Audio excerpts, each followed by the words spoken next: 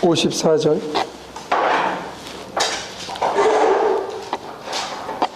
예수께서 대답하셨다. 내가 나를 영광되게 한다면 나의 영광은 헛된 것이다. 나를 영광되게 하시는 그는 나의 아버지시다. 너희가 너희의 하나님이라고 부르는 바로 그분이시다. 예, 50절 한번 다시 읽어주실래요? 나는 내 영광을 구하지 않는다. 나를 위하여 영광을 구해주시며 심판해주시는 분이 따로 계신다. 여러분들은 무슨 영광을 구합니까?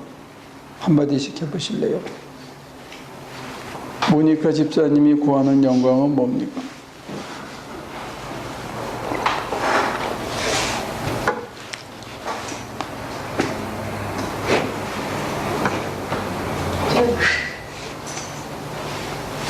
영광 구하는 거 없습니까? 지선 집사님은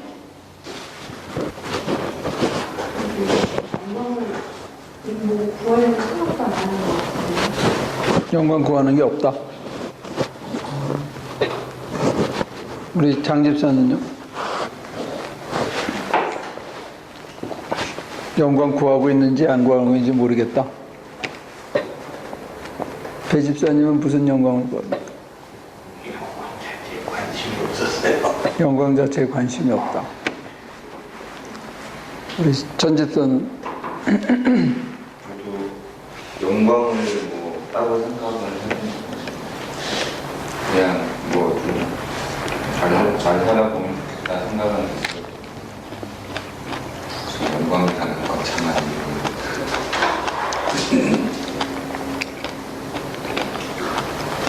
장로님은 무슨 영광을 구하십니까? 내 영광을 구한다 이렇게는 표현을 안 해봤고 생각을 안 해봤겠지만요.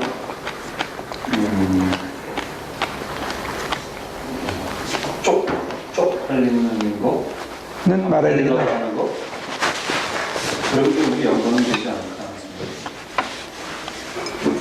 하는 남 권사님이 구하는 영광은 뭡니까? 영광은 하나님한테만 썼던 거라 감히 나한테는 적용이 안 되지만 내 시대의 영광이 있는 것 같아요. 그걸 나한테 적용하는 거. 그런 듯한 거, 잘했다 칭찬받는 거. 그거를 바라는 것 같아요. 내 마음을 자꾸 비춰보면.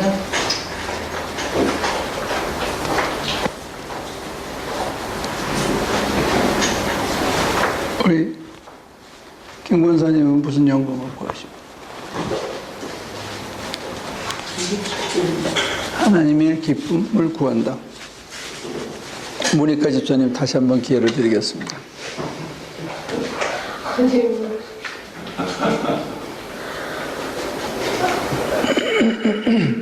그러니까 영광이라고 얘기할 수는 없겠지만 원사님 말씀하시는 관점에서 얘기를 한다면 지금 생각해 보니까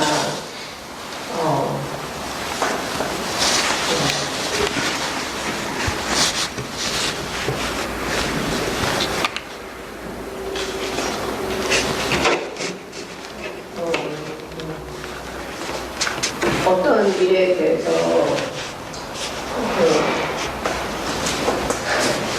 칭찬은 못 받아도 이렇게 욕을 먹으면 안 되는데 욕을 먹거나 이렇게 서운한 얘기를 들으면 되게 서운해요. 그 얘기는 뭔가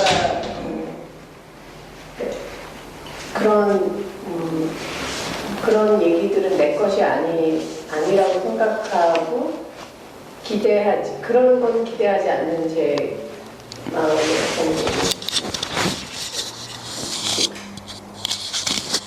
지선 집사님한테도 한 번 더 기회를 드리겠습니다.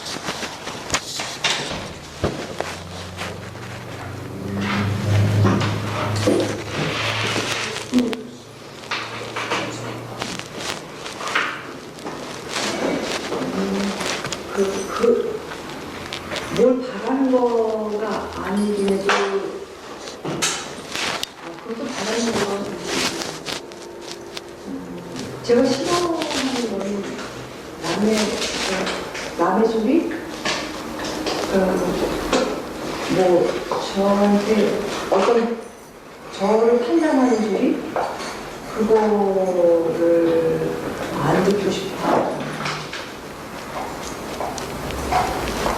우리 장 집사님이 구하는 영광은 뭡니까?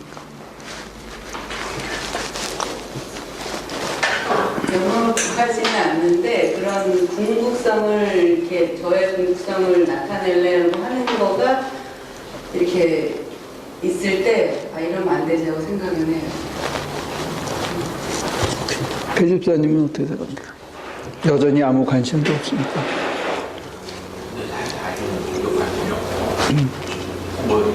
내 영광은 뭐 당연히 관심 없고 하나님의 영광에서 산다는 얘기도 저한테는 좀 과한 얘기. 간지러워요? 아직도 하나님하고 씨름은 하지만 하나님의 영광을 위해서 얼마나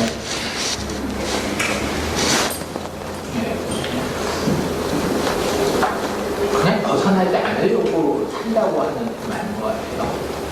영광을 위해서 그 거창하게 하는 거잖아요. 그럼 영광은 목사님들만 구하는 건가? 이번에 제가 그 피닉스에 가서 이재철 목사님이 한 40명 목사님들만 오전에 1시간 하고 그 다음에 이제 나중에 우리 감리교 목사들만 한 10몇 명 얘기하는데 기억나는 것 중에 몇 가지가 목사님들한테 300명 모이는 교회 담임 목사님이 3,000명 모이는 교회에 자리가 비었다고 오라 그러면 일주일 동안 기도합니다. 그러고 나서 반드시 간대요. 3,000명 모이는 목사님한테 3만 명 모이는 교회에서 담임으로 오라 그러면 일주일 동안 기도하겠습니다. 그렇게 대답해 놓고 일주일 지나면 간다는 거예요. 그러면서 그렇게 더 크고 더 예산이 많고 더 활동 범위가 큰 데로 옮겨가는 거. 근데 그런 마인드 세팅이 갖고 있는 문제가 뭐냐 했을 때 문제를 잣대가 크고 높고 하는 것을 잣대로 하기 때문에 다른 유사한 문제가 나서도 그런 식으로 처리할 수밖에 없다. 이제 그런 분석과 비평을 하더라고요. 근데 굉장히 많은 장점을 갖고 있는데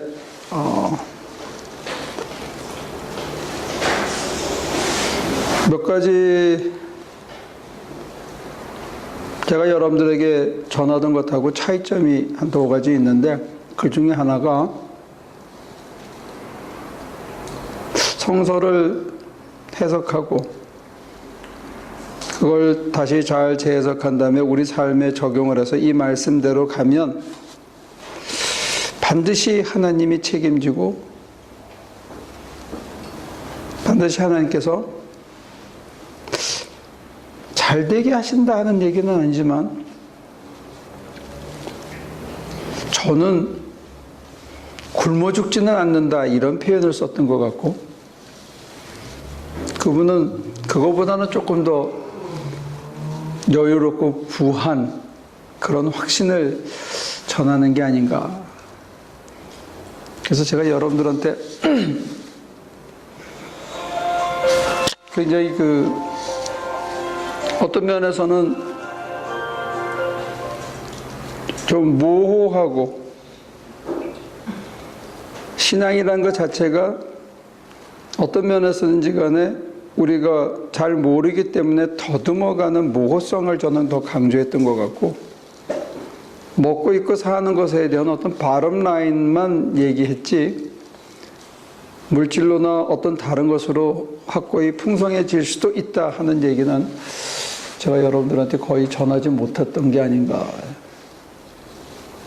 그런 생각을 좀 하게 됐어요. 제가 그분하고 얘기를 들으면서 상당히 많은 부분 공감을 했지만 첫째가 저는 신앙이라는 것 자체가 우리로서는 모호함을 따라가는 거다. 어떤 확실한 게 없다라고 얘기하는.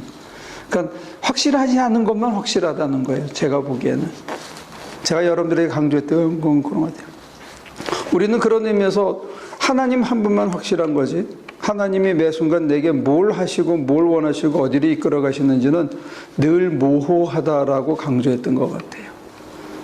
그 모호함에 우리가 투신하고 그분에게 의탁하고 위임하고 따라가는 것, 그게 신앙이다라고 얘기했던 것.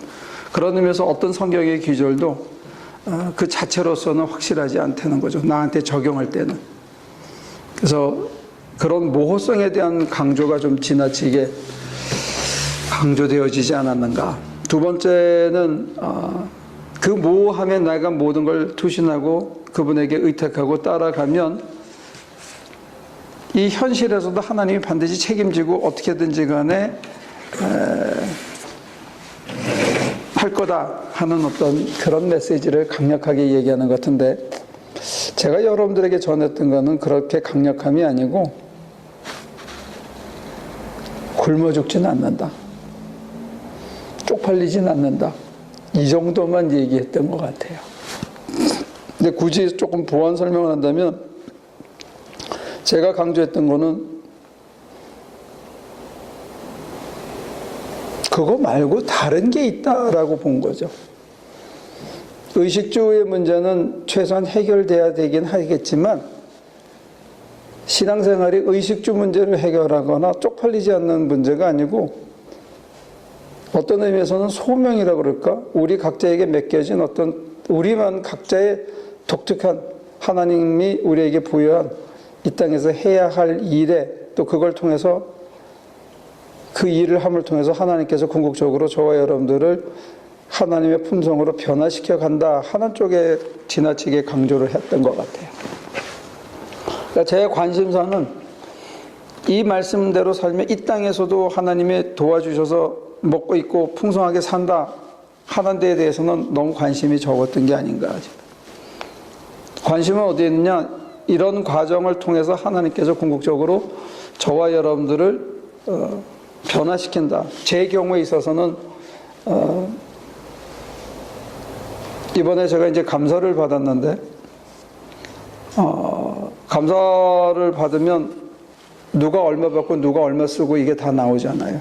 재무 감사가 있는데 저희 ABH 리코멘데이션이 12만 불이에요. 학장. 더 받는 사람도 있고 덜 받는 사람도 있지만 리코멘데이션은 12만 불인데 저는 연봉 12불도 안 받으니까 이제 의심하는 거죠. 그것도 안 받으면서 도대체 이 일을 왜 하냐. 그러니까 외부에서는 제가 상당히 많은 돈을 주무르고 또 가져가고 안 되면 궁극적으로 이것을 사유할 거다 하는 그런 가십들이 있대요. 그래서 저한테 물어보더라고요. 왜 쉬운 얘기로 돈도 안 되는 일을 왜 하냐, 이제 그 얘기죠. 근데 제가 대답했던 건 이런 거예요. 제가 여러 학교에서 가르쳤는데, 뭐 이름 있는 학교에서도 가르치고 지금 여기서도 가르쳤는데, 어떤 면에서는 제 자신이 달라진 것도 있겠지만 제가 가르치는 이 미주감신에서 가르치는 클래스에서 저는 뭘 보냐면 사람들의 눈물을 본다. 강의 시간에. 제가 가르치는 과목은 사실 재미없는 과목이거든요. 이게 조직신학이라는 게 이렇게 빠각빠각 따지는 거기 때문에 신앙에 상처를 주고 일반 사람들이 알고 있는 것들을 부서뜨리는, 그것이 잘못된 기초 위에 놓여졌다는 것을 근본적으로 먼저 보여줘야 하는 게 저희 시스테마틱 디올로지의 가장 기본 목표예요. 그런데 그걸 꼬박꼬박 따져가고 궁극적으로 이게 내 삶에 어떻게 돼야 되냐 하는 것을 할 때 마치 푹 쳐졌던 깻잎이 오후 5시, 6시 땡볕에 쳐졌던 깻잎이 물을 주면 7시, 8시 이렇게 빳빳하게 살아나는 그런 것을 보는 것 같은 그런 체험이 있기 때문에 나는 여기에 있다. 그게 나한테 주는 보상이다. 이제 제가 그런 간증을 했는데, 제가 여러분들에게 지금까지 전하고 제가 그렇게 체험했던 것은 뭐냐면 이 길을 따라가면 먹고 있고 여러분들의 잃어버렸던 재물을 되돌려 주시는 하나님이라기보다는 저와 여러분들을 사용해서 그런 일에 사용하게 하시고 그런 일에 사용하게 하기 위해서는 저와 여러분들에게 먼저 이런 체험이 이런 은혜가 먼저 있었고 그거를 우리가 여과틀로 써서 다른 사람에게 전할 때 다른 사람에게도 그런 일이 동일하게 일어나고 동일하게 일어나는 그 은혜가 우리가 어떤 어려움도 견딜 수 있는 보상이다. 저는 그렇게 계속 얘기를 했던 것 같아요. 네, 그런 면에서는 좀 차이가 있긴 있어요.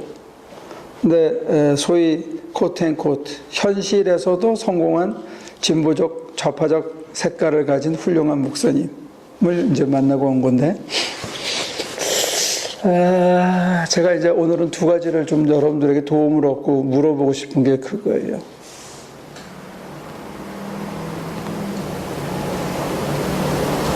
어떤 게 맞는 건지 나도 잘 모르겠어. 저는 이쪽만 보고 따라온 거고요. 그분이 얘기하는 그런 세상이 있다 하는 거는 좀 아직까지는 잘 모르겠어요. 근데 나중에 기억나는 얘기 중에 그런 얘기가 있더라고요. 목사나 목사의 가정이 하는 일은 다른 믿는 사람들에게 사표가 되는 거. 그래서 목사가 하는 거는 다른 사람에게 여러분들도 저처럼 살아보실래요? 이렇게 서제스트하는 게 목사의 삶이다. 그게 이제 바울이 한 얘기죠. 너희도 내가 그리스도를 본받는 같이 너희도 나를 본받아라. 이렇게 얘기하는데 저는 사실 그게 자신이 없어요.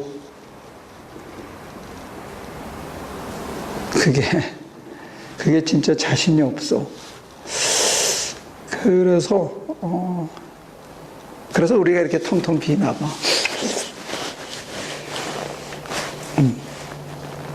그래서 이제 제가 여러분들에게 도움을 청하고 여쭤보는 건 뭐냐? 그분의 표현대로면 목회자라는 거는 사표가 되는 거. 다른 사람이 저 사람이 이렇게 산 거에 대해서 나도 저거는 본받고 싶다 하는 게 있어야 된다는 거죠.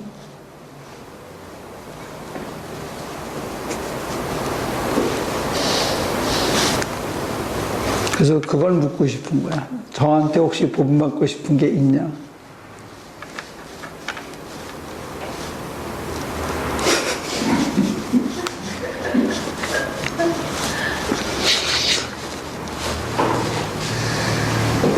기도하시는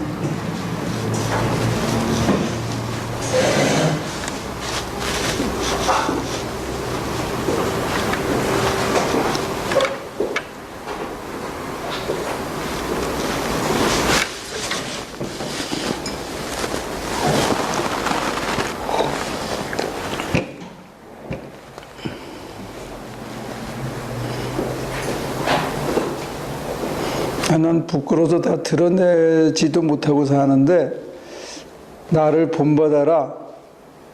이게 목회자의 삶이다. 이렇게 얘기를 하니까 한편으로는 맞는 것 같기도 하면서 다른 한편으로는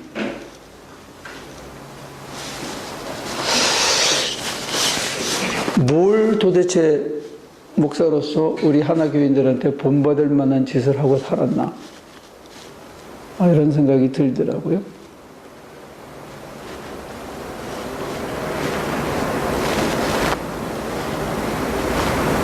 그 얘기하고 지금 예수님께서 나는 내 영광을 구하지 않는다. 이 얘기하고 이어지는 것 같아요. 그래서 제가 구하는 영광은 뭘까?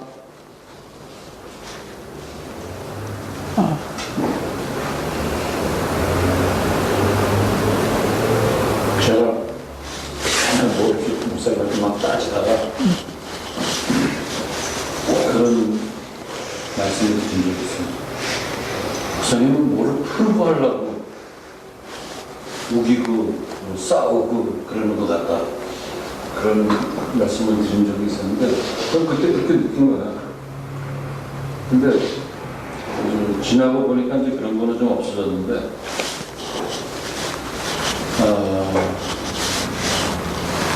연봉 10불도 안 받고서는 그런 일을 하시면서 예를 들어서 이렇게 주눅들지 않고 이렇게 뭐 밝다? 그런 것은 받은 거죠. 만약에 10불도 안 받고 한다면 나도 못할 것 같은데 그런 거는 본받을 수 있어. 점이라고 생각하는데 어떨 때 뭐를 이렇게 그걸 막 우기고 논리적으로 다 맞는데 그 사람들이 봤을 때는 저는 다 먹으려는 거 아닌가 이렇게 생각하게끔까지 그렇게 하시는 거를 보면은 그게 꼭 뭘 풀고 하시려고 하려나 하는 그런 의문점이 그 사람들이 들을 수도 있다는 거예요. 저도 그랬고. 그러니까 사실 그 없는 가운데서 그렇게 당당하기는 쉽지가 않죠. 사실 안 죽는다 하는 거 그게 사실 지나고 보면 사실은 조금씩 우리 피부에 와닿는데 안 죽죠. 저는 안 죽는다는 표현이 되게 겸손한 표현이라고 생각을 했어요. 이게 당당하기도 하지만 되게 겸손한 마음이 아니면 그 얘기를 할 수 없다고 생각을 했거든요. 근데 목사님이 이렇게 얘기를 꺼내셔서 그렇지만 저도 최근에 제가 어떤 아픈 하늘을 위해서 이제 기도하고 있는데 그 이제 부부를 만나게 됐어요. 근데 그 이제 남편분 이제 와이프가 아픈 남편분이 아픈 와이프를 위해서 이제 일을 잠시 멈추고 이제 테이크하고 있는데 잠시도 혼자 놔두실 수가 없으니까 이제 그 와이프하고 저하고 만났는데 같이 동석을 하셨어요. 신학교를 지금 다니고 계시고 뒤늦게 믿기 시작하셔서 굉장히 본인 스스로도 되게 똑똑하신데 거기에 이제 신앙적인 것까지 해서 게다가 이제 개인적으로 이제 와이프가 갑자기 많이 아프시게 뇌암이시고 또 이제 이러시니까 본인도 아프고 그래서 그 신앙이 자기 이제 인생에 확 들어가고 계신 거예요. 근데 그분이 그런 얘기를 몇 번 하시더라고요. 자기 와이프, 우리 가정이 우리 남편하고 저희 가정이 경제적으로 축복받게 해달라고 기도를 많이 하신대요. 그러시면서 그게 이렇게 남들이 볼 때도 믿어서 고난을 지나서 이렇게 잘 되고 안정이 돼서 더 많은 사람한테 베풀 수 있고 이렇게 in God's way 뭐 이렇게 그렇게 돼야 된다고. 그래서 이제 당신이 그렇게 기도하는 이유를 좀 설명을 했는데 예전 같았으면 제 솔직한 마음으로는 제 마음속으로는 그것을 되게 바라고 구했을 텐데 드러내놓고 누군가가 그렇게 얘기하는 거에 대해서는 되게 반감이 있었거든요. 근데 사실 제 속마음도 그랬어요. 제가 믿기 시작한 이유도 잘 믿으면 이 어렵고 힘든 고통들이 없어지고 좀 더 나아질 거라는 생각을 했기 때문에 믿기 시작을 했는데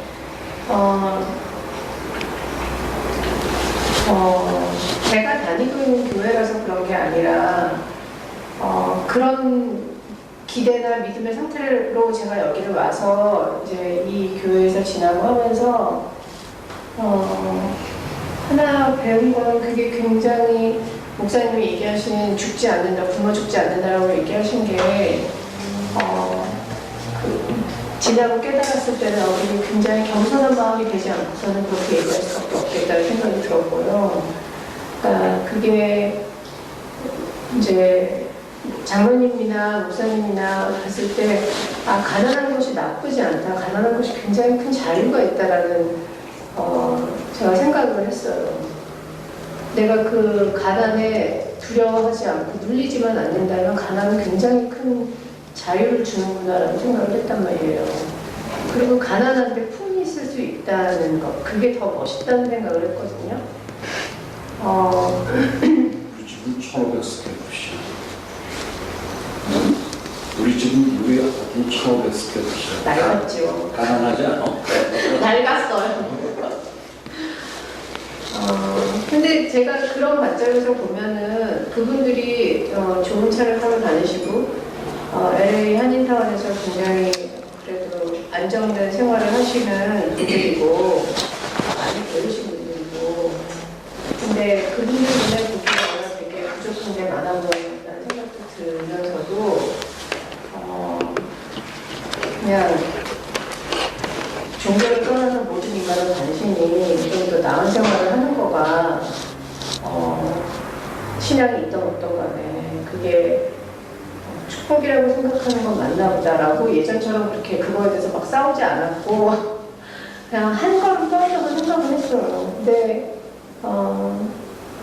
지금 제 생각이 물질이 다가 아니라고 생각을 하고 많이 바뀌었음에도 불구하고 제가 이렇게 호기롭게 그 사람들하고 같이 싸울 수 없는 이유는 제 마음속에 아직도 이렇게 극단적인 가난이 만약에 나한테 다시 찾아온다 하면 내가 거기에 투영할 수 있을까 라는 생각을 다시 해보면 그 길을 지나왔음에도 불구하고 다시 되풀이 된다고 하면 그게 여전히 또 어렵고 두렵고 힘들 것 같다는 생각을 하기 때문에 그분들한테 그렇게 막 그렇지 않다 여기 싸울 수는 없었거든요. 근데 궁극적으로 제가 가야 되고 구해야 되는 것이 그렇게 내 생활이 더 나아지게 남들 보기에 믿어서 축복받았다고 얘기할 만큼 나아지게 해달라고 기도해서는 안 된다는 생각을 해요. 그게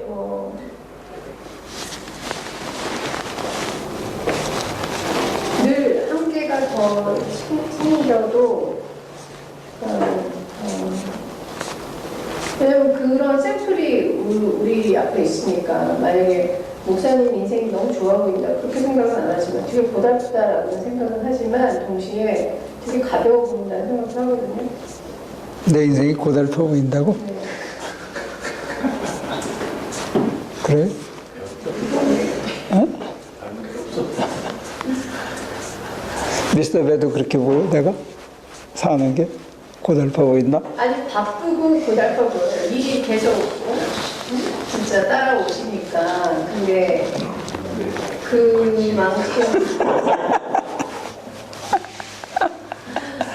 그만큼 자유해 보이는 것도 있어요. 그러면 뭐 한두 가지라도 본받을 만한 게 있어요? 저는 목사님한테 본받고 싶은 게 두 가지인데 하나는 본받았고요. 하나는 못했어요.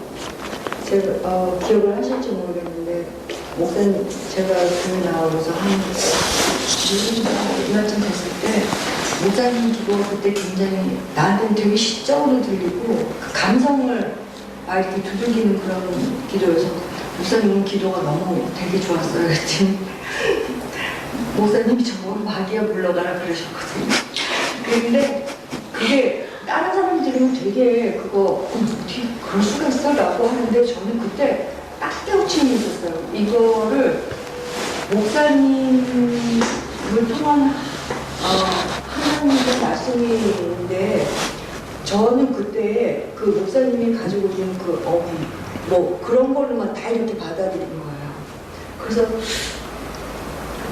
그렇게 하면서 그냥 되게 순간적으로 스친 생각이었는데 그러고 보니까 내 마음 그 말씀을 이렇게 말씀으로 이렇게 딱 듣지 않고 목사님의 목소리 뭐 그 어휘 그런 그 감성 그거가 이렇게 나한테 씌어 있다는 생각이 들어서 저도 그때 속으로 목사님 마귀 물러가라 이제 그랬어요. 그걸 딱 본받은 거예요. 그러니까 그거 이렇게 거죽 씌운 거. 그러니까 신학 시간에 배우는 것처럼 그 신화적인 걸 이렇게 탁 깨는 거 그때 이제 그런 게 있어서 그거 하나는 본받았고요. 그 목사님이 사시는 방법이 되게 마음이 충만하고 그 하나님이 나를 이거 시키시나 보다 그걸 쭉 따라가는 그 삶, 뭐 이렇게 경제적으로나 뭐 이렇게 물질적으로 풍요하지 않아도 그 마음이 움직이는 대로 살아가는 그 삶이 굉장히 자유로워 보여서 그걸 되게 본받고 싶은데요. 제가 막상 그걸 하려고 하면요, 저는 그런 문명의 인기나 뭐 물질적인 것이 하나도 없이 살면 너무 고달플 것 같은 거예요, 제가. 그래서 그거 하나는 본받고 싶지만 본받지는 못했어요. 그러니까는 좀 뒤하고는 의견이 달리 고달퍼 보이진 않아요. 목사님 그렇게 사시는 게. 근데 내가 막상 하려고 하면 너무 고달플 것 같아서 본받고 싶은데 그거 하나는 아무리 해도 지금 노력을 해도 따라가지진 않는 것 같아요. 그렇게 이렇게 근본적으로 선해 보이는 그런 삶이 해보고 싶은데 안 되는 거. 그게 저는 한 가지 있어요.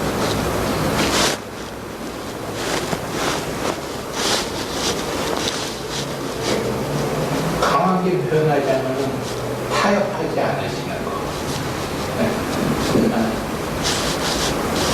강한 것?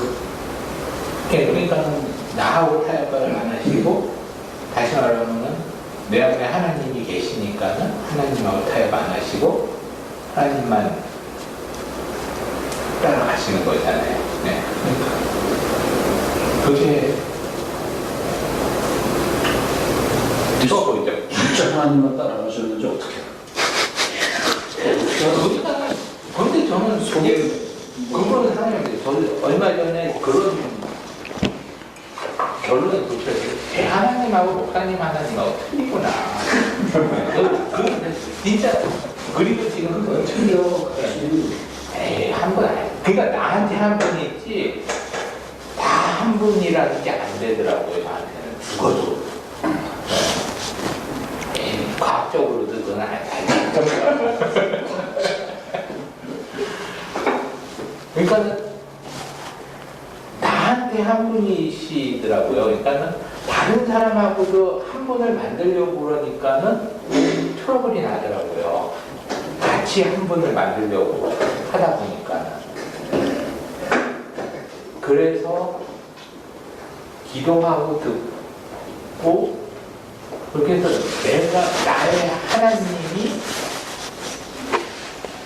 만들어지시 죄송합니다. 만들어지시는 건가라는 그 주의거든요.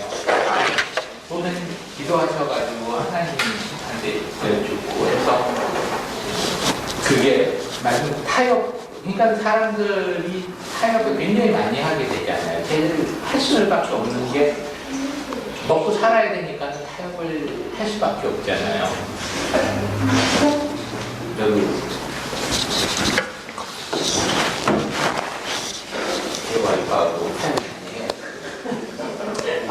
할 수가 있으니까.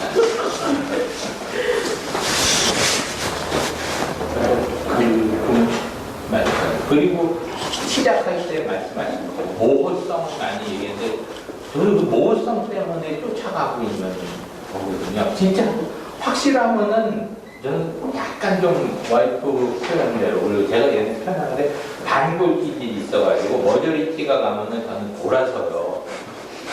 네. 확실한 길을 보여주면은 가세요. 저는 돕니다.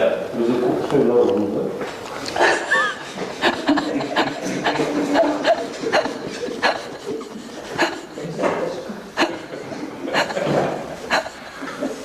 그러니까는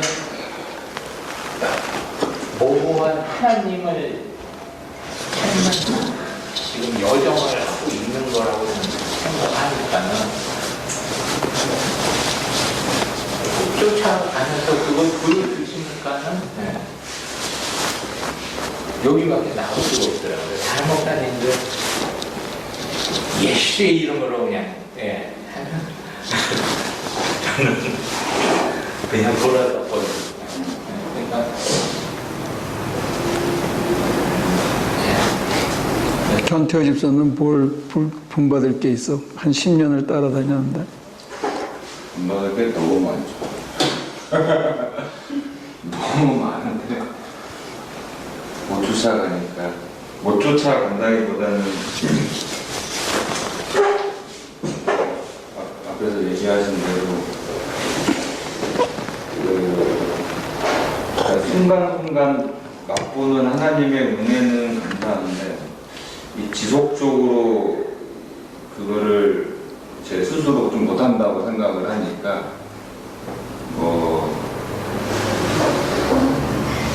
좀 답답한 것도 있고 쉽게 또 이렇게 내려놓지도 않고 하니까 또 그런 것도 못한다기보다 그게 더 좋은 거죠. 지금까지는 아직까지는 목사님 가신 길이나 삶이나 하나님에 대한 중심이시나 그런 게 좋아 보이니까 아직까지 여기 있는 거 아닙니까? 벌써 안 그랬으면 벌써 다른데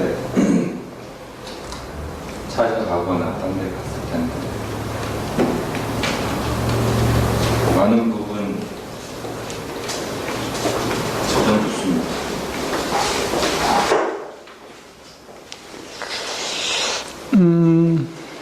뭐 더 하실 얘기 있어요? 시간이 많아요. 저는 목사님 지독하신 그거가 이제 모든 면에서 그 기본으로 이제 깔려있기 때문에 하나님한테 의지하는 거나 그 길을 따라가려고 하는 거나 이렇게 이제 있을 때 그게 있는 것 같은데 그냥 저한테 제가 없는 부분이기 때문에 당당할 수 있어야 된다고 하는 그거가 저한테는 상당히 이렇게 지금까지도 굉장히 챌린지적인 얘기고 그 당당할 수 있는 이유가 어디에 있느냐를 이제 그거를 이렇게 얘기해 주시고 그리고 본받아라 그건 아니지만 내가 이런 참 좋은 거가 느꼈다 라고 좀 시어해 주시는 거가 오히려 우리한테는 정말 저런 거를 좀 해봤으면 하는 마음을 갖게끔 그래서 여기 보면은 목사님은 내가 이거 본받아라 하는 거 자칫하면은 내 영광을 구하는 그거랑 이렇게 코치돼가지고 이렇게 나올 수 있는 건데 그게 아니고 이렇게 그냥 힘들게 해가지고 이렇게 한 곡을 넘을 때마다 이렇게 이게 또 있더라 이제 이렇게 앞에서 이렇게 보여주시는 그거가 우리는 멀찌감치 가고 있는 것 같은데 무슨 중요한 결정 같은 거를 하려고 할 때 보면은 내가 목사님식으로 생각을 좀 하는구나라는 걸 느끼겠더라고요. 기다리고 내려놓고 내가 먼저 앞서지 않고 하는 그런 것들이 이렇게 하나님을 따라가는 결정해야 되는 그런 순간들에서 이렇게 몸의 생각에 이렇게 무의식에 이제 그런 게 이렇게 스며들어 있는 것 같아요. 그래서 그런 면에서 이렇게 실제로 겪어내신 거를 우리한테 이렇게 보여주시는 거. 그래서 그게 더 우리한테 파워풀하고 그냥 정상적인 게 아니고 우리가 해봄직한 그런 거를 주시는 게 그게 참 본받을 만한 것 같아요. 장로님은 뭘 본받을 만한 게 있습니까? 네? 장로님도 본받을 만한 게 있습니까? 비슷한 것 같아요. 지독한 바로 나도 뭔지 모른다 점 찍고 간다 그런 말씀을 10년 전에도 하셨거든요.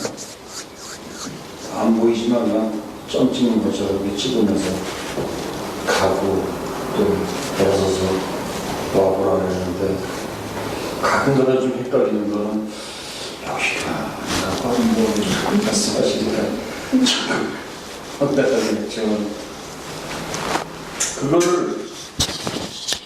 사실 같은 색깔의 같은 행동에 같은 같은 색깔의 삶에 뭐 이런 거를 계속 하셨거든요, 15년.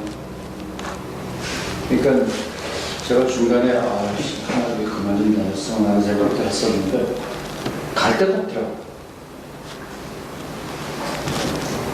가서 안 맞을 것 같아요. 그게 이제 내가 세뇌했다. 앞으로 얘기할 수 있는 그렇게 물들은 거고. 그 이제는 못 바꿀 것 같아요. 왜냐면 3년만 있으면 인터할 거니까. 바꿔보면 뭐해, 이제.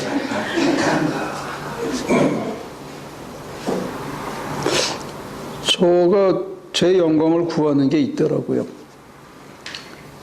사람들한테 욕먹는 거는 뭐 이력이 나서 웬만큼 욕하는 거는 그냥 잠깐 얼굴이 벌개졌다가 가라앉는데 우리 교인들한테 좀 괜찮은 목사다 하는 소리를 듣고 싶은 그런 욕망이 있더라고요, 저한테.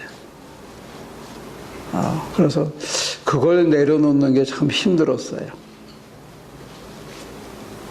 내려놓으셨어요? 내려놨다고 얘기하면 이제 또 점 찍는 거니까 욕먹는 거였지만 그런 마음이 있다는 걸 깔고 깜짝 놀래고 이걸 하나님 손에 맡기려고 또 언제 기어 들어오겠죠. 그게 한번 버린다고 다시 안 오긴 하겠어요. 그렇지만 인지하고 내려놓는 연습을 또 요청받고 거기에 제가 근데 저도 그런 영광을 구하는 게 있던데 하나님이 주시는 영광은 뭘까 했을 때 제가 살아나고 저를 통해서 사람이 살아나게 하는 게 하나님께서 저를 영화롭게 하는 거다 하는 생각에 이른 거예요. 그래서 그게 결국은 예수님을 닮는 거겠죠. 예수님이 다른 사람을 살리셨잖아요. 사람 살리는 일에 저와 여러분들이 부름받았다. 저는 그렇게 믿고요. 그게 모든 영광을 하나님께 돌렸을 때 하나님께서 우리에게 주시는 영화로움이 아닌가 이제 그런 고백을 하는데 사실은 저는 여러분들이 저를 본받지 않기를 바라요. 아까 미스터 베가 좋은 얘기를 했는데 저는 그렇게 생각해요. 여러분들 각자에게 하나님께서 특별하게 맡긴 일이 그 사람 살리는 방식과 내용과 그 색깔이 다 다르다고 봐요. 제가 저를 보면 제가 차갑더라고요. 끈질기면서도 차갑고 사람한테 모든 걸 다 주면서도 제가 어느 선 이상으로 다가오면 딱 멈칫하고 그러더라고요. 그러니까 사람들이 저를 봤을 때 차가울 것 같아요. 그 사람을 살리기 위해서 저를 다 주고 끈질기게 하여튼 어떻게 뭐라고 하든지 간에 찾아가서 다시 또 붙들고 하는 그런 그 모든 걸 참아주고 모든 걸 견디고 하는 부분은 있지만 그냥 사람들이 일반적으로 생각하는 품성상으로는 저는 제가 모질고 차갑다 하는 그런 걸 갖고 있는 것 같아요. 여러분들이 저를 그런 거 본받거나 배우거나 닮으면 안 될 것 같아요. 쉽게 못하더라고요.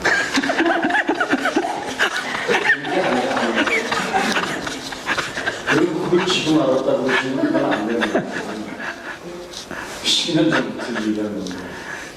근데 이제 저가 생각하는 사랑은 모든 걸 견디고 모든 걸 바라고 모든 걸 품어주고 저는 이걸 사랑이라고 생각하고 품성이 따뜻하고 이렇게 좀 똑같은 말을 하더라도 제 말 표현이 사람을 화나게 할 수 있고 이렇게 매정하게 느낄 수 있는 그런 표현들이 참 많더라고요. 똑같은 표현을 하더라도. 그러니까 여러분들이 그런 거는 절대로 본받으면 안 될 것 같아요. 여러분들만의 독특한 목사님이 그 사람 살리는 데 신경을 쓰신다는 걸로 뭐 표현을 안 해도 교인들이 아니까 이제 한 예로다가 그날 무슨 날인지 하여간 우리 굉장히 늦게 끝나고 11시에 제가 집에 들어갔는데 목사님이 멕시코 가자 그랬잖아요. 60주 전도사 때문에. 그랬을 때 만약에 내가 목사님을 전혀 모르는 상태에서 목사님이 지금 멕시코 갑시다 그러면 아이 양반이 운전수가 필요하나? 이렇게 생각을 했었을 거예요. 그렇지만 그랬을 때 아 이거 뭔 일이 있구나 하는 생각이 탁 드니까 나 집에라도 시동을 딱 그러는데 멕시코 갑시다 그런데 그거는 그 전에 그 레퍼런스가 있기 때문에 그게 되는 거거든요. 그거는 교인들도 알죠. 물이 들지. 근데 목사님 표현이 옴살맞고 따뜻하진 않지만 목사님 표현이 그렇다고 해서 마음이 그렇다고 생각하지는 않는 것 같아요. 한 번도 목사님 차갑다 이렇게 생각해 본 적은 없어요. 그래요? 의외네. 슬퍼하신다는 생각을 했어요. 엄청 기억나. 초창기를 안 겪어보고. 둘 다 있어. 굉장히 수줍어하시고 야문이도 그러고 아, 예, 영원 선생님도 굉장히 부끄러워하고 수줍어하고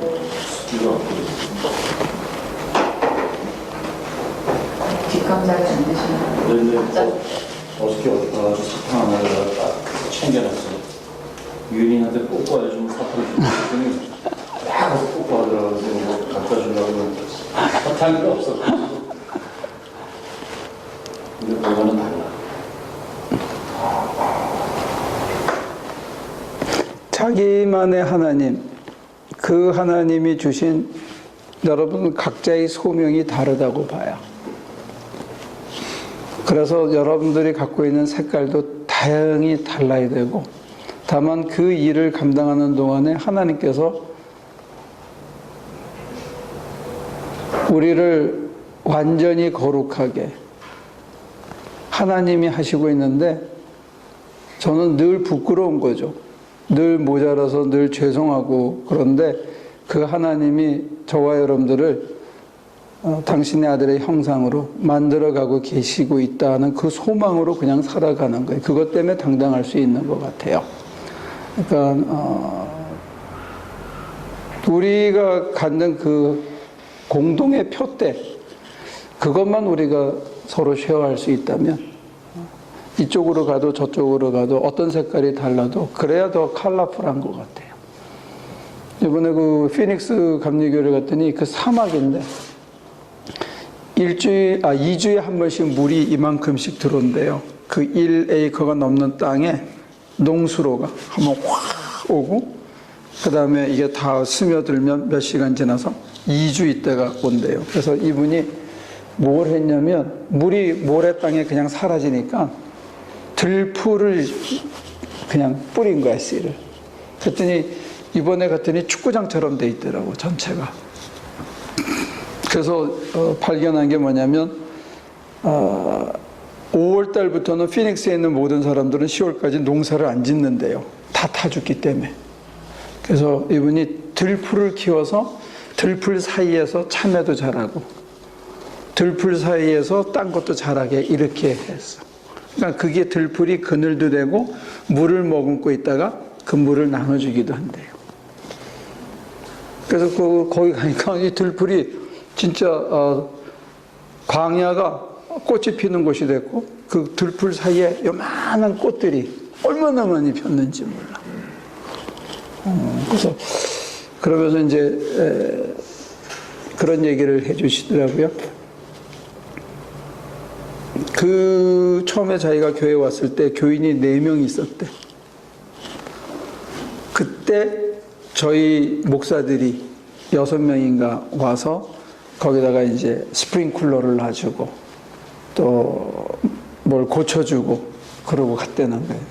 근데 이제 그게 소문이 좋게 났다는 거죠. 감리교 목사들이 와서 같이 이렇게 해주고 망치를 잡고 스프링쿨러를 놓고 땅을 파고 했다 하는 그 소문이 나면서 지금은 한 30분 정도 모인대. 올 초에 우리 또 장로님하고 가서 방 나눠주고 창고 만들고 또 그랬잖아요. 이제 그거를 이제 사람들이 화장실, 샤워장 이런 거 만든 걸 보면서 이게 그 교회에 대한 어떤 평판이 좋아지면서 자기가 굉장히 감사하다. 이제 그런 얘기를 했는데, 제가 가서 이번에 이렇게 보니까 거기에 꽃이 많은 꽃들이 얼마나 많이 났는지 몰라. 근데 다 다르게 생겼어. 그러니까 그게 아름다운 거예요. 저는 여러분들이 저와 달랐으면 좋겠어요. 절 본받지 않았으면 좋겠어요. 나처럼 살면 안 돼. 여러분 방식으로 살아야 된다.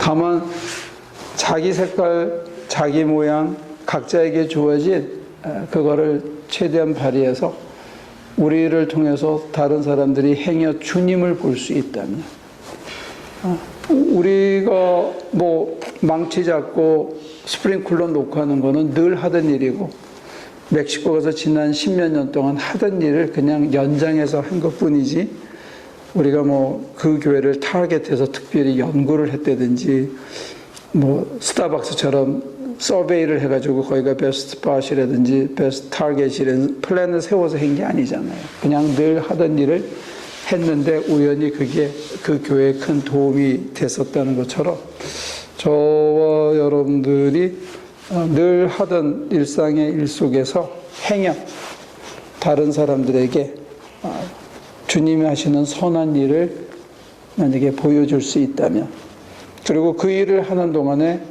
행여 늘 넘어지긴 하지만 우리들이, 근데 이 말을 하기가 참 부끄럽고 힘든 게, 주님을 닮아간다는 거를 캐치프레이즈는 외치긴 하고 얘기는 해야 되는데 이게 참 하기 힘든 말인 거는 분명한 거.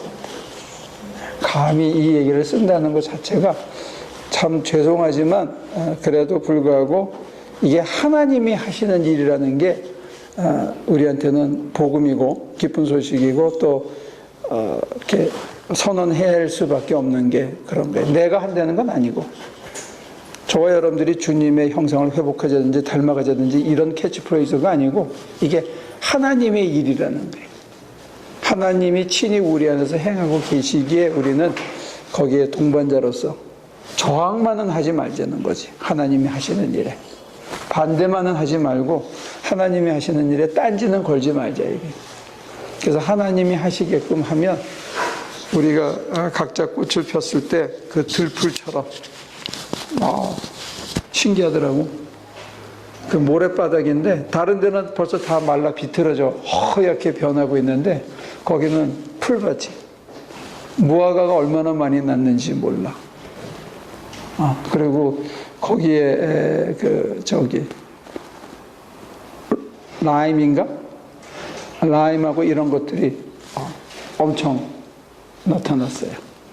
그래서 이야, 참 좋다, 참 좋다, 그런 걸 봤어요. 거기 좀 좁긴 하지만 우리 교인 단체로 한번 날 받아서 수련회도 하고 세도나도 한번 갔다 오면 좋겠다, 그런 생각. 그러니까 교인 다 가면 그 예배당이 꽉 차고 넘치게.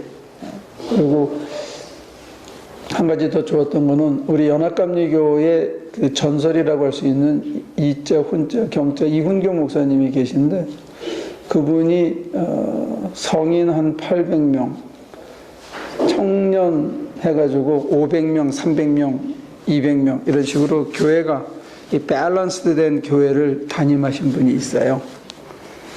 그러니까 연합감리교에서 한 2,000명 모이는 교회가 가마 플러싱 제일교회 다음으로는 가장 그렇게 하신 분인데, 그분이 66세에 은퇴하고 지금 그 교회에서 성가대하고 있더라고, 부부가. 그래서 참 저것도 멋있게 은퇴하는 삶이다. 그러면서 이제 그 선교 교회를 돕고 개척하는 데 도우러 전국을 다니면서, 이 중부지방 전체를 다니면서 그 일을 하시면서 자기는 그냥 묻혀서 그 아주 조그만 교회에서 성가대 같이 하고 계시더라고요. 우리가 어떤 모양으로 자기 인생을 이렇게 잘 연결하고 숙성시켜 갈지는 모르겠지만, 저는 여러분들이 각자 하나님께서 주신 자기만의 색깔과 자기만의 모양이 분명히 있다고 생각해요.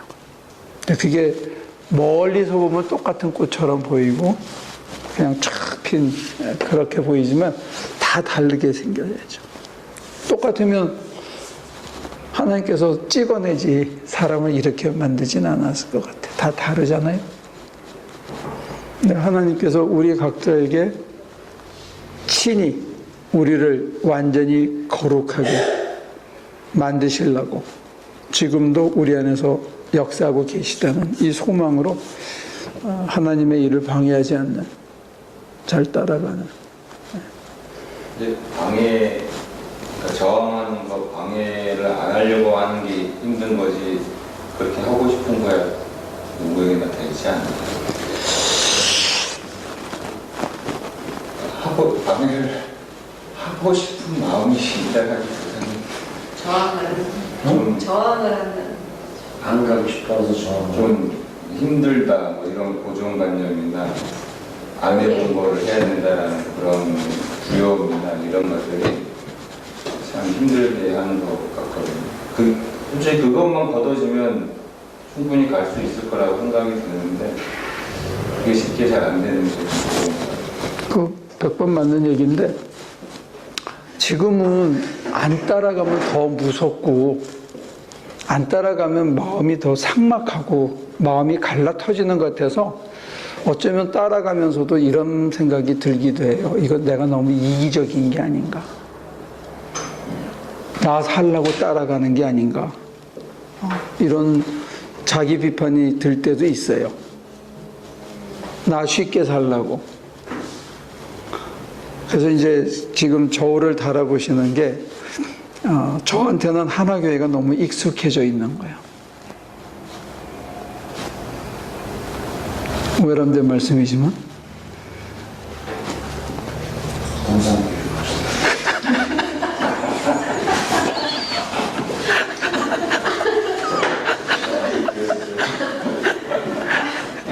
그거는 일주일 기도하고 옮기는 데고요. 한 40일 기도에 갈 수 있는데, 이제 그 사람이 익숙해진다는 게 어떤 면에서는 이걸 파운데이션으로 더 다른 일을 할 수 있는 파운데이션이 되기도 하지만 자칫하면 매너리즘에 빠질 수도 있거든요. 그래서 이제 그런 긴장의 끈을 놓지 않으려고 하고, 그래서 이제 두 번째, 사실은 시간이 되면 여쭤보고 싶었는데 너무 많이 가서 가능한지 모르겠는데, 지금 제가 계속 챌린지를 받고 있는 게 뭐냐면 학생들한테는 낮고 비천한 자리를 가라, 그렇게 계속 얘기하거든요. 근데 저는 낮고 비천한 자리를 안 가고 있단 말이에요. 이게 지금 제가 갖고 있는 어떤 그 기도거리고 이 마음의 부담감이에요. 저한테 낮고 비천한 자리가 뭘까?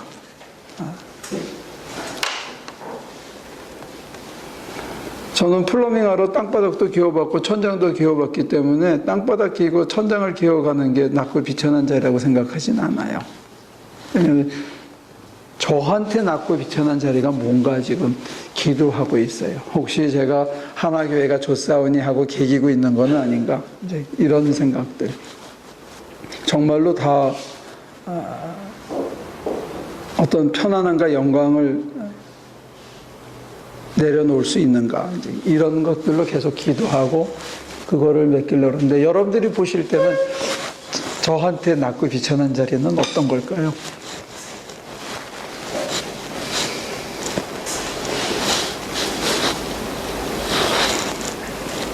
항상 저한테 그러시잖아요. 제일 하기 싫은 거, 그게 어려운 거. 동산교회 나오는 거. 돈 많이 주고 그래봐야 그게 목사님한테 낮고 비치는 거예요. 뭐 어떡하니 그렇다. 미치겠어. 그러니까 그거 주려는데 그게 편해요. 이러고 저는 진짜 목사님 정신 팔고.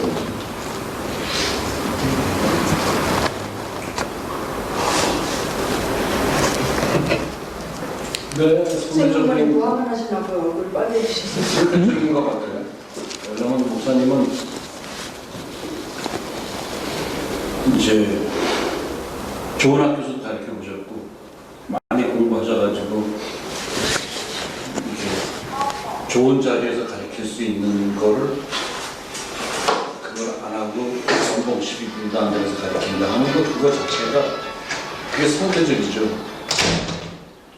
학교 무턱도 안 가봤던 사람이 하나 연봉 안 받고 그냥 미주nom선에서 가르칠게 이러면 그거는 웃기는 거고. 그러니까 뭐 지금 그렇다 해서 누가 목사님으로 부유하게 풍요롭게 산다라고 그렇게 얘기할 수는 없죠.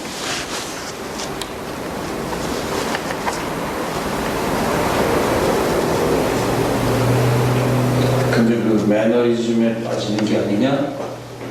그런 거는 사실 생각할 볼 만한 그런 일이겠으나 목사님이 준비를 안 하셨기 때문에 어떤 행동을 옮기신다든지 그러면 그건 이기적이겠죠.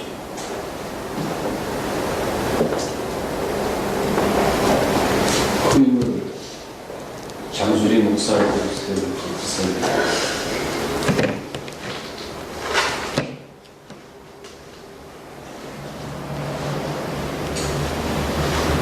낮고 비천한 자리가 어딜까요?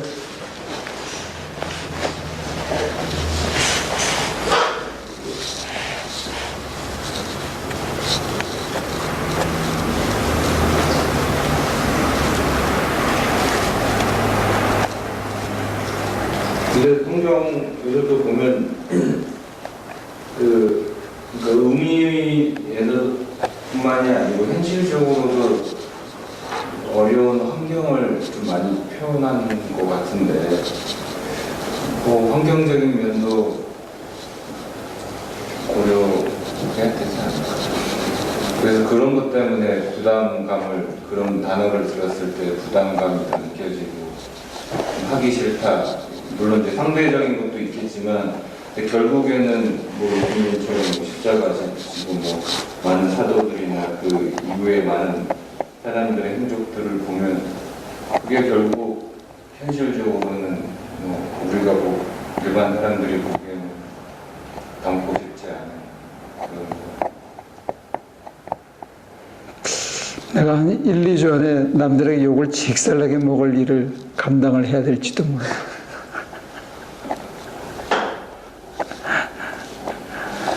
남들이라는 게 누군데요? 교단과 교회와 교인이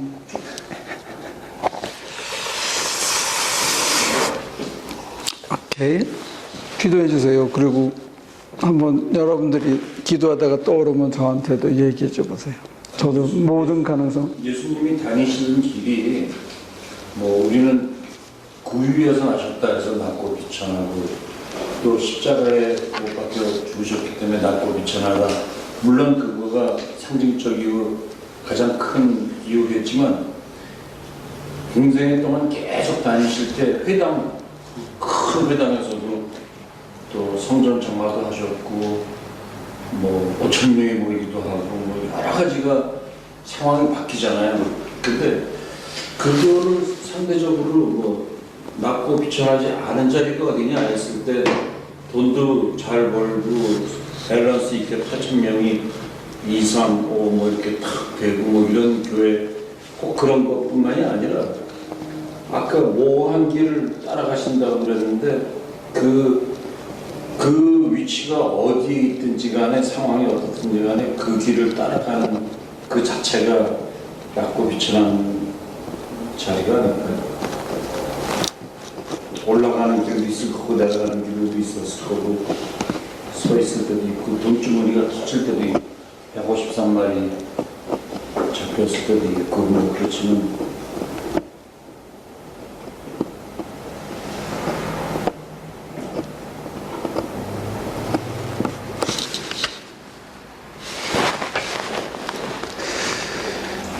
그래요.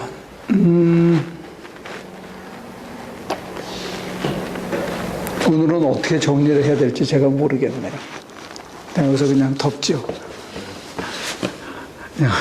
여러분 각자 잘 정리하시고 제가 어떻게 정리할지 모르겠고 오늘 아침에 그 호텔방에서 좀 벽에를 기대고 앉아가지고 묵상을 하는데 저한테 오늘 이 자리에 낮고 비천한 자리가 뭘까 했을 때 참 이상하게도 스쳐 지나가는 단어가 뭐냐면 임시감리사예요. 아, 그걸 또 저한테도 저항이 있더라고요. 그러면서 참 어떤 면에서는 잔인하시고 어떤 면에서는 정말 낮고 비천한 마음 없이는 감당할 수 없는 일들, 주님의 일들이 참 있다 하는 그런 생각을 하게 됐어요.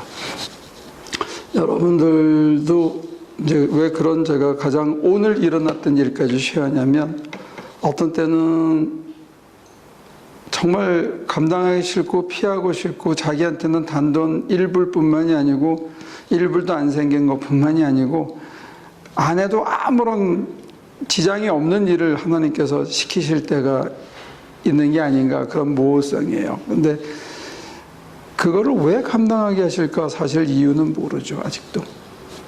그런 일을 혹시 맡기신다면 그런 이유는 몰라요. 그렇지만 그냥 딴지 걸지 않고 방해하지 않고 서 있어야 할 자리에 그냥 서 있게 하셔서 서 있다가 보면 하나님께서 양파 껍질을 하나 벗겨내듯이 우리를 벗겨내서 우리의 속사람이 조금 더 자라게 하는 어떤 그런 것들을 지금까지 겪어오면서 사실은 피하고 싶고 달아나고 싶은 그런 마음도 있죠. 그러니까 어쩌면 여러분들한테도 그런 일이 다가올지 몰라요. 굳이 안 해도 되는 일. 이걸 왜 하필 내가 해야 되나 이런 일들이 주어질 수도 있는데 사실 자기 영광을 위해서라면 그거 할 필요 없는 거죠. 근데 어떤 때는 그게 전도든지 그게 누가 새로 찾아온 사람들을 돌보는 거든지 아니면 무슨 반찬을 해서 환자에게 찾아가는 일이든지 어떤 때는 정말 하기 싫은 굳이 안 해도 되는 왜 사람들이 칭찬커녕 욕이나 잔뜩 할 수 있는 그런 일들 앞에 하나님께서는 우리를 왜 서게 하실까? 이제 오늘 예수님의 표현대로 한다면 아들을 영화롭게 하사 예수님이 고백하신 얘기의 궁극적인 목표는 아버지 하나님께서는 저와 여러분들을 영화롭게 해주고 싶다는 거예요. 로마서의 표현대로 한다면 하나님의 아들의 형상과 동일한 모습이 되도록 미리 예정하시고 예정하신 자들을 택하시고 택하신 자들을 영화롭게 하신다고 그랬거든요. 하나님께서 저와 여러분들을 영화롭게 하는 것은 궁극적으로 하나님의 아들의 형상과 동일하게 되는 건데 하나님의 아들의 형상 중에 독특한 부분들이 있잖아요. 오래 참으신 사랑과 남을 위해서 자기를 다 주시는 그런 셀프 기빙 러브와 언제나 모든 영광을 하나님께 돌리는 그런 것과 넉넉한 자유와 여러 가지가 다 있는데 우리에게 어떤 약한 부분이 한 군데라도 있으면 그걸 더 단단하게 하기 위해서 어떤 그런 일들을 거쳐가게 하는 게 아닌가 이제 그런 생각이에요. 그래서 지금 여기 모인 우리 모두가 각자 이거는 안 하고 싶고 이거는 피하고 싶고 이거는 내 잔이 내게서 지나가게 해 주십사 하는 그런 것들이 있을 수 있다는 거죠. 근데 바로 그 잔을 통해서 그것을 우리가 달아나지 않고 그 자리에 그냥 버텨내는 그 끈질김을 통해서 하나님께서 우리에게 가장 부족한 우리 주님의 형상 가운데서 가장 부족한 부분을 온전케 하사 우리를 영화롭게 하시기 위해서 우리에게 그런 버겁고 힘든 일, 버겁고 피하고 싶은 자리로 우리를 이끌어 가시는 것이 아닌가 이제 그런 시험입니다. 혹시 지금 그런 걸로 여러분들 중에 누가 갈등하고 있다면 한번 기억하시면 좋겠습니다. 기도할게요. 하나님 크신 은혜 주심에 비해서 늘 부끄럽고 늘 모자라는 것 투성입니다. 한경직 목사께서 교회를 지키지 않고 공산당을 피해 목숨을 부지하기 위해서 달아났던 것을 늘 가슴속에 부끄럽게 담고 살았다는 얘기를 들었습니다. 여기 있는 저희들 당신 앞에는 내세울 것이 없는 다 부끄러운 사람들입니다. 그런 우리를 포기하지 않으시고 우리를 사용해 주심을 또 그걸 통해서 궁극적으로 우리를 영화롭게 하시기를 바라시는 하나님의 그 놀라운 신비와 말도 안 되는 그 크신 사랑을 이 시간 찬미합니다. 당신의 영광이, 당신의 사랑이 오늘 우리의 심장에 다시 한번 떨어지게 하시고 좋은 열매가 맺어지게 하여 주옵소서. 메마른 사막 같은 우리의 마음속에 들풀들이 피게 하시고 거기에 꽃이 피고 향기가 나서 많은 벌과 나비가 들어와 꽃을 먹고 꿀을 마시며 생명이 솟아나게 되는 놀라운 역사가 있듯이 우리의 마음밭에 이제 생명의 꽃이 피고 백합화가 열려서 죽어가는 심령들이 우리에게 다가와 생명의 꿀을 먹고 생명의 물을 마셔서 다시 살아나는 역사가 있게 하여 주옵소서. 감사드리며 예수님의 이름으로 기도합니다.